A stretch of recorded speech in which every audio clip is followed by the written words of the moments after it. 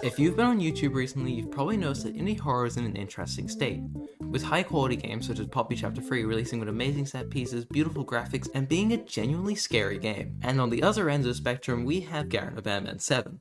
But you may have noticed another game making the rounds recently, and that would be Indigo Park, created by fellow YouTuber uniquegeese. The game was revealed in July 2023, and after just about a year of development, it's finally coming out tomorrow. Yeah, at the time of recording this, the game still has another 3-ish hours until release, but from what playtesters have said and the small snippets of gameplay we've seen, this game should be amazing. As you can probably tell, my expectations here are high, and I'm hoping that Indigo Park is a breath of fresh air for Mascot horror, bringing with it new ideas, a unique story, and some interesting mechanics. So without further ado, let's jump into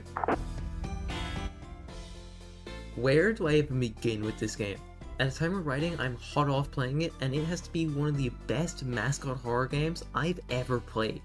Nowadays, we expect these games to come out as buggy messes, but Indigo Park is really well polished, at least in my experience. I know many others have had texture issues, but I have not heard of a single sequence break or soft lock yet, so that's a plus in my book.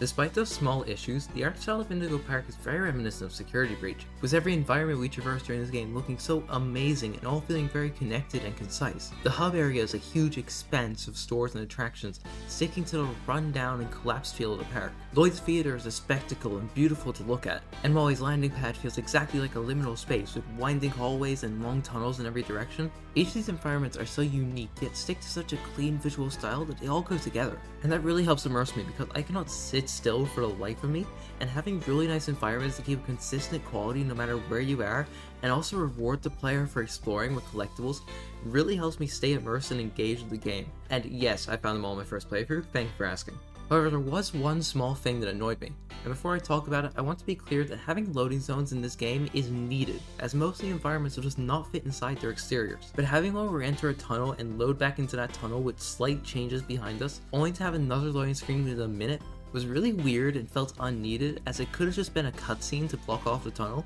but I digress. Overall, Indigo Park is a very diverse and engaging environment to explore. Early on in the game, we're met by our AI, not an actual AI, companion Rambly, and can I just say, I love this raccoon, man. As soon as he said, "'Cause I like trains," I was hooked, okay? Call me president of the Rambly fan club. He is such a silly little guy. It's like that one meme.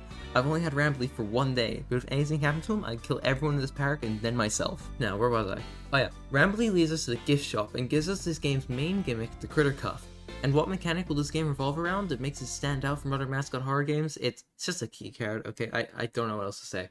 You walk into a door, you hit E, and boom, you're out of there. In all honesty, I was really hoping for more from the critter cuff, as despite how much I'm about to praise this game, due to the lack of mechanics and puzzles, this game sadly becomes a walking simulator, for a little while at least, but the game more than makes up for it with its unique environments and really fun characters. Rambly provides us a sense of security and safety whenever he pops up to crack a joke or provide us with some information on the park. What's the hold up? The gate is open. Head on into the entryway. Hold on. My mistake. The gate is not open. Molly's cartoon version is a thrill seeker, ready to crash into any barren that comes her way, and it's such a fun contrast to her monster form, who's constantly been stalking us the entire game around corners or behind us on the rides, and honestly has some of the most interesting dialogues in the game because of her ability to mimic things she's heard before. But I'll save that for later. Lloyd and Rambly have such a fun dynamic, with Lloyd being boastful and Rambly having absolutely none of it. Peter Lloyd. Do not shame me with that common folk name! This is in stark contrast to his more timid and bulky Mascot counterpart, who provides one of the tensest sections in the entire game, and is covered in blood but doesn't seem to be from killing people, and again, I will save this for later, and I know I'm doing that a lot, but trust me here, okay? Finley's character is the introvert of the group, who the other characters are constantly trying to get him out of his shell and join in with their activities, and his monster form is absolutely horrific, and honestly seems like a really interesting character, and I cannot wait for his appearance in Chapter 2. And finally, one of the most interesting characters to me is Salem the Skunk, whose section on the train has been destroyed and hidden away, with Rambly even glitching out once we get there. Almost like he's not meant to say anything. And once we fix him up, there's no other mentions of her anywhere, other than the arcade minigame later on, where she appears to serve as an antagonist to Rambly and friends, as she infects Molly with some sort of potion before running off. And there's no doubt in my mind, she's going to be a really important character down the line. What I'm getting at here is all the characters in Indigo Park have really well defined characteristics compared to most other Mascot horror characters, and overall the team did a really good job of making them all really intriguing characters that I'm excited to meet in future chapters. And finally, while Mascot horror games complete without its story, lore, and actual horror segments, which compared to more recent children's horror games, Indigo Park has all this and more in spades, as Mascot horror in recent years has tended more towards children's horror rather than actually being scary. But in recent memory of Poppy Chapter 3's release, there appears to be an active attempt to steer the genre back to its darker subject matters. And alongside Poppy, I feel Indigo Park is another huge contributor to this shift, as while its art style and visuals may appeal to younger demographics, once you actually pay attention to the lore and character designs in this game, that entire facade seems to shatter. The main two areas I want to look at are Lloyd's Theatre and Molly's Landing Pad, as these two locations provide us with the best insight to Indigo Park's story. I've said this before, but I'll say it again, I love Lloyd's Theatre. It feels so grandiose and terrifying as we enter the backstage, where Rambly warns us he won't be able to see us. Odd coincidence, but I'm sure it won't happen again. Upon entering the backstage, it's immediately obvious to the player that Lloyd is stalking us as we travel through the claustrophobic corridors of shelves and planks, with Lloyd even pouncing at us the second he gets a chance.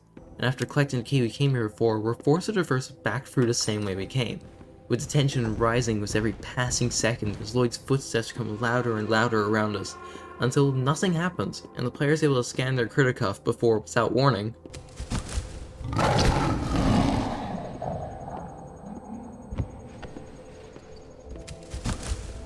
Now, a few things to point out here. First off are the cameras that cover quite literally the entirety of the backstage, with these cameras being the exact same ones Rambly uses to talk to us, meaning he's most likely the one who set off that ringing sound that made Lloyd react like that.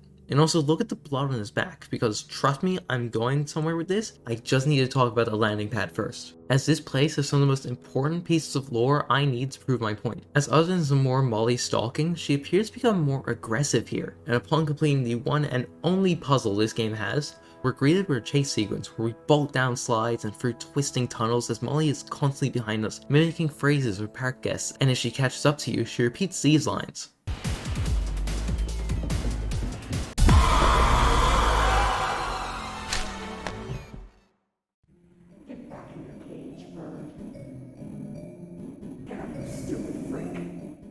These two voice lines, combined with the blood on Lloyd and the high-pitched ring sounds Rambly played, seems to suggest that the mascots here were abused by park staff, with the blood on Lloyd potentially being from dried up spots where he was whipped to perform tricks, which is actually such a cool reason to the mascots being aggressive towards humans. Returning back to the chase sequence, Molly chases us through the back rooms of the park and into the vents before we meet up with Rambly, who, upon noticing the killer bird behind us, hires us onto the team on the spot, welcoming us, and once inside the door, slams it on her neck.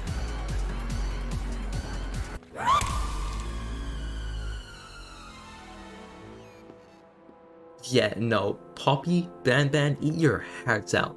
This scene genuinely caught me so off guard, and if Indigo Park is going to continue in this direction, I could not be more excited. Seeing mascot horror finally embracing their darker themes outside of Poppy is so exciting and shows genuine change in the genre, and I cannot wait for more. And if you were to take anything away from this video, it should be why Indigo Park has redefined what mascot horror can be for me. How this passion project can signal a new wave of mascot horror games that are higher quality and tackle darker subject matters in the future.